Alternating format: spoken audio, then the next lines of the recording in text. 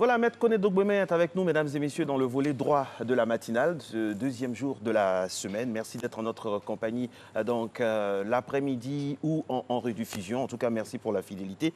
Maître Koné Dogbomen, avec qui nous allons parler de la conduite à tenir en cas d'acquisition immobilière, au niveau foncier, au niveau administratif, autant de questions qu'on pose. Bonjour, Maître.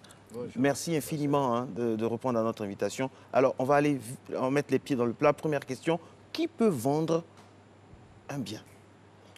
Merci beaucoup. Qui peut vendre un bien? D'abord celui qui a la pleine propriété.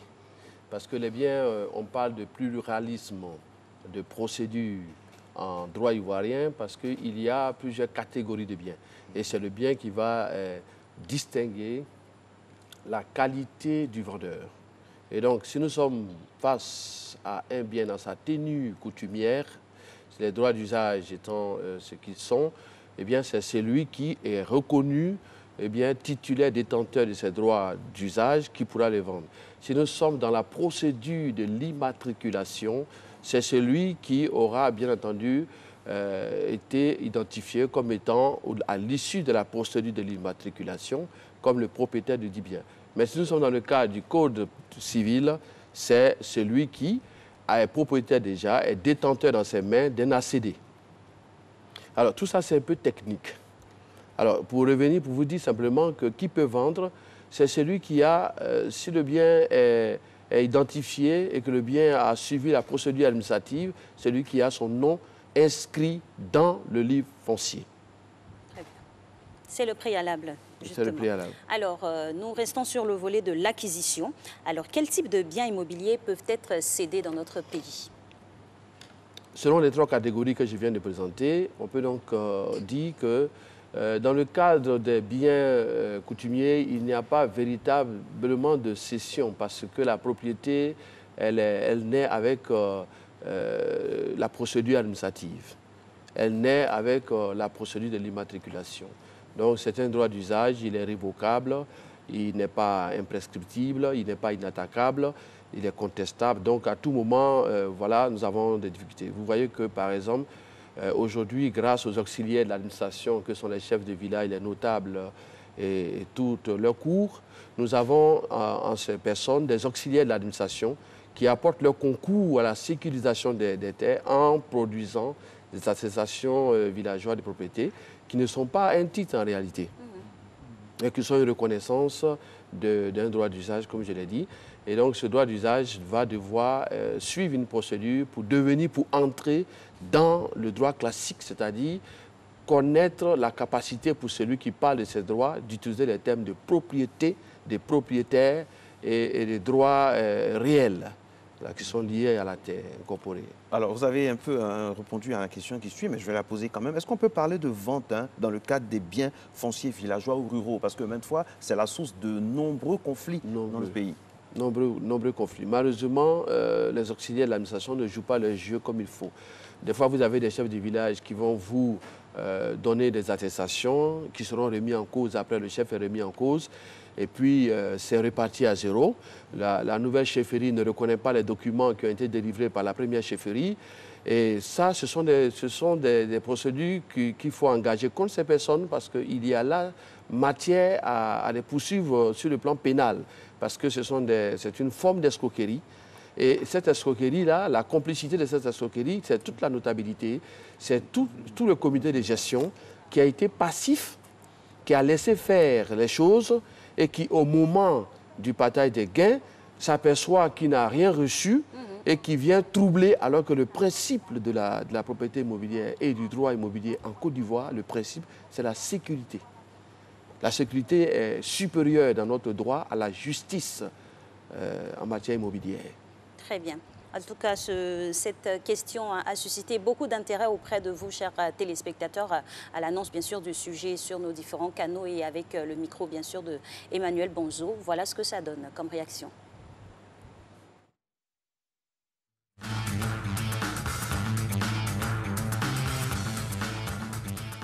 Avec le minimum qu'on a de façon journalière ou de façon hebdomadaire ou mensuelle, déjà on peut commencer à épargner au niveau des banques pour profiter des avantages qu'ils nous offrent en termes d'acquisition des immobiliers. C'est aussi un comportement de savoir qu'il ne faut pas être riche pour s'acquérir véritablement une maison. Je crois bien qu'en exerçant un métier,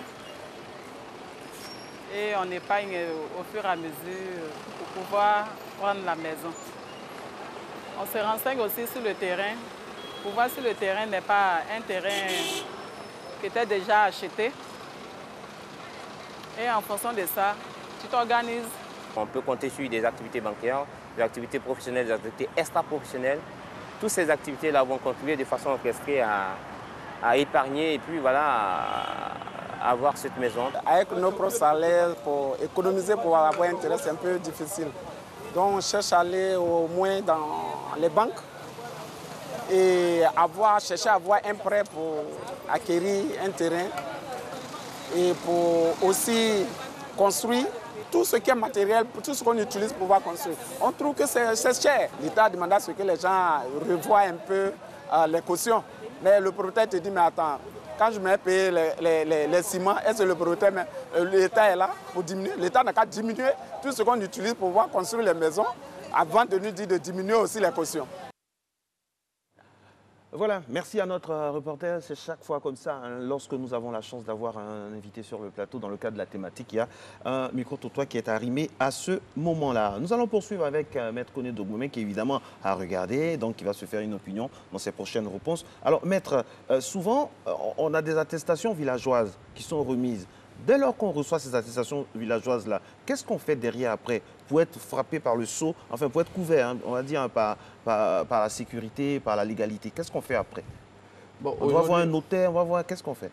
Aujourd'hui, lorsqu'on a une attestation, il faut retourner au chef pour vérifier l'authenticité de ce document. Et dans les villages qui sont bien organisés, surtout autour d'Abidjan, il y a un comité de gestion.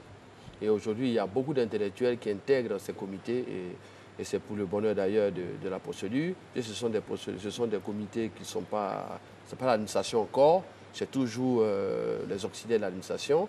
Et lorsque nous avons vérifié l'authenticité de ce document, une procédure va consister à faire un constat.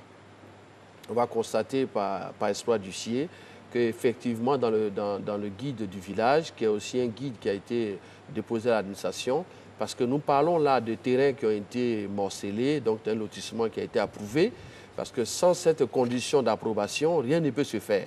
Alors celui qui achète un terrain dans un lotissement qui n'est pas approuvé, il le fait à ses risques et périls. C'est-à-dire que lui, il est vraiment quelqu'un qui sait ce qu'il cherche et qui, si demain il a des difficultés, doit s'en prendre qu'à lui-même parce que c'est de l'audace.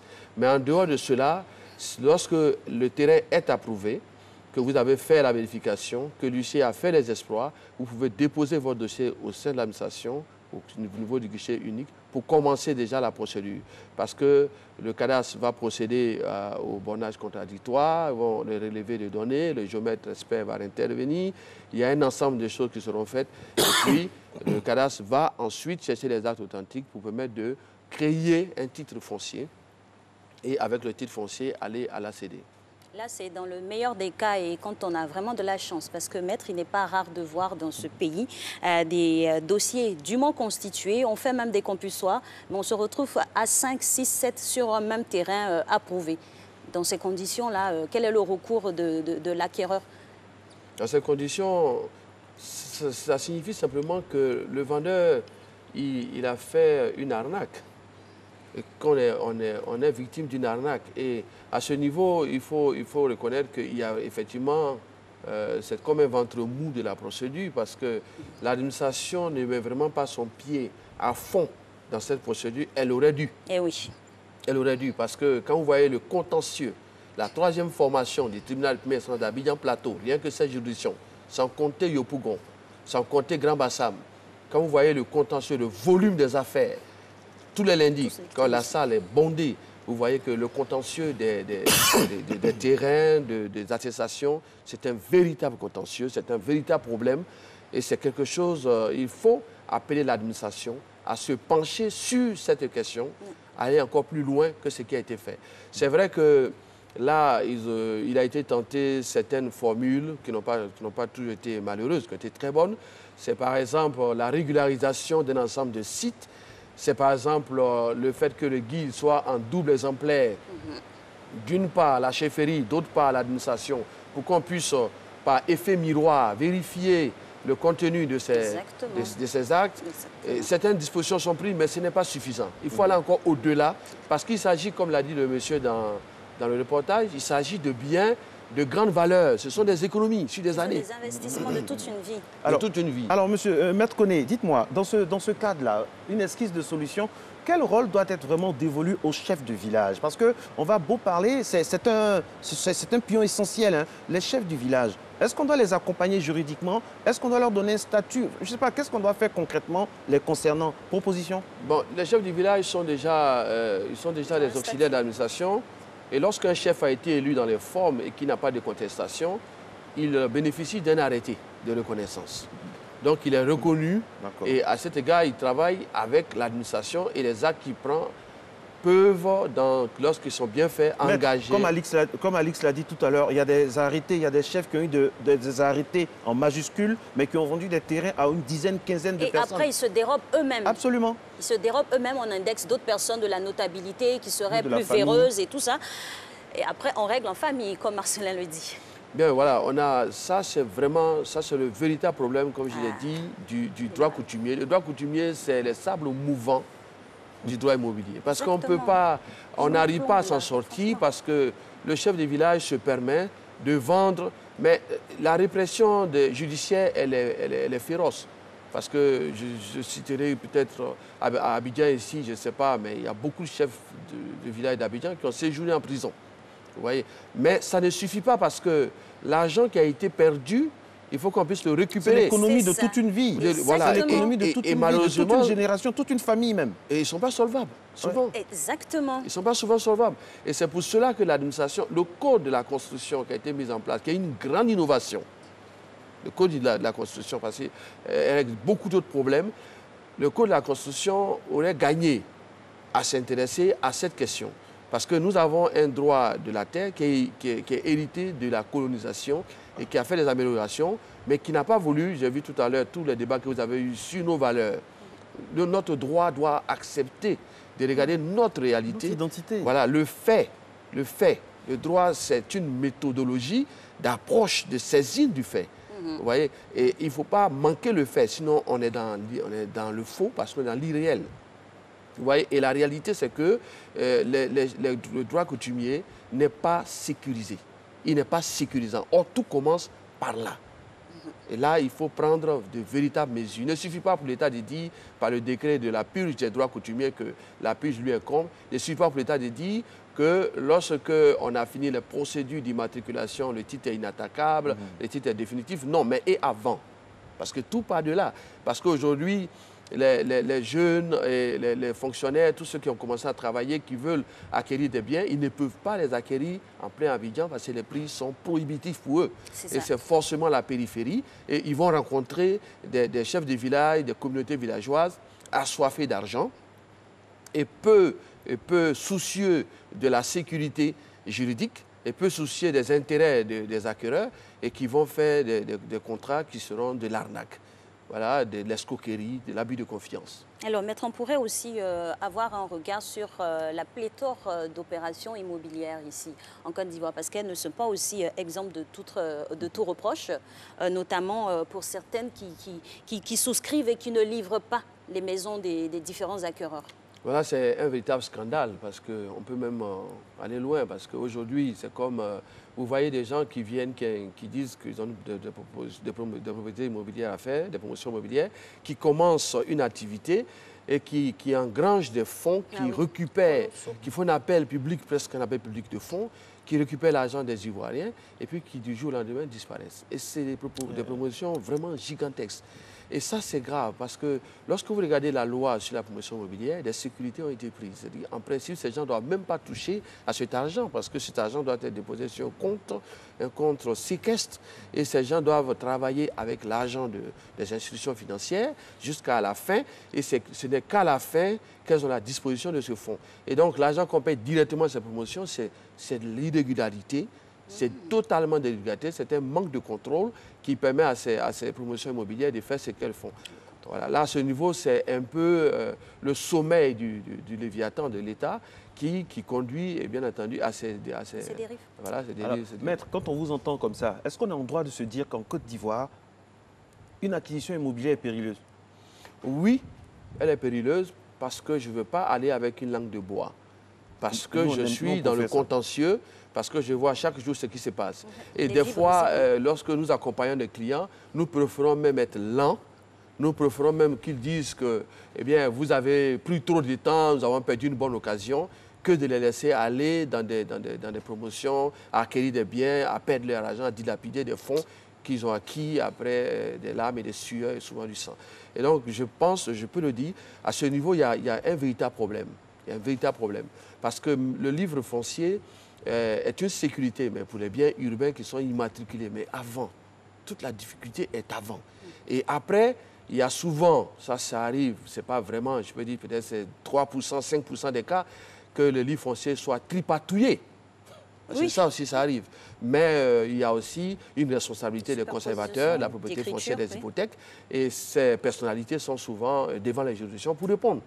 Voilà, et elles ont cherché, bien entendu, par les textes des lobbying, à ce que les lois ne puissent pas les atteindre. Mais ce n'est pas normal. Ils doivent rester responsables parce que leur responsabilité est la garantie de notre acquisition des biens immobiliers. Nous sommes d'autant plus heureux de vous entendre parler ainsi par rapport justement à la solvabilité, parce que les gens sont démunis face à ces dérives-là. Après, il faut se plaindre à qui? Au système tout entier, au gouvernement? Il faut porter plainte parce que peut-être des fois il y a eu vice de procédure dans l'acquisition de ce bien-là? Bon, il y a une pléthore de procédures. On peut faire une procédure civile, une procédure pénale, mais ce qui serait bien, c'est vraiment avec l'existence de la caisse de consignation des dépôts, c'est d'obliger tous ces paiements à passer par cette caisse. Très bien. C'est-à-dire d'obliger, de réorienter les paiements de tout ce qui est immobilier à passer par des caisses de consignation, des caisses de dépôt, sécuriser de manière à sécuriser le citoyen pour que nous arrivons à un horizon de zéro risque dans l'acquisition immobilière. Parce qu'il y a trop de risques aujourd'hui, il y a vraiment des risques. Parce que l'authenticité des documents, l'identité même des personnes qui vendent les biens, la consistance même des lots. On vous vend un terrain, il faut voir la matérialité du terrain. Est-ce que c'est vraiment le terrain qu'on vous vend, qu'on est en train de vous vendre, qu'on est en train vraiment d'acheter? Nous avons des cas, même ici en plein Cocody, des gens vendent des terrains de d'autres propriétés, de d'autres personnes, avec des documents, des faux, mais des faux qui sont, on pourrait dire, des vrais faux ou des faux vrais. Oui. Vous voyez? Donc, il y a un véritable problème de sécurité dans ce domaine. Et quand cela sera fait, à la base, il faut aller même jusqu'à la cadastralisation et cadastraliser tout le pays. C'est une activité de l'État et l'État ne doit pas fuir ses responsabilités. Exactement. En tout cas, vraiment, on est très heureux d'avoir un acteur donc, du milieu judiciaire qui n'a pas sa langue dans sa poche. Il y a des problèmes concrets, sérieux dans ce domaine. Il y a trop de familles, il y a trop d'économies, trop de personnes qui ont économisé, des familles, vraiment des populations qui souffrent des affres de ce méli-mélo-là dans le processus d'acquisition immobilière. Merci à vous. Merci infiniment, Maître Koné Dogbomé. Chaque fois que vraiment besoin sera, on va vous inviter pour vraiment aborder d'autres pans de ce problème. Et Dieu sait qu'il y en a énormément.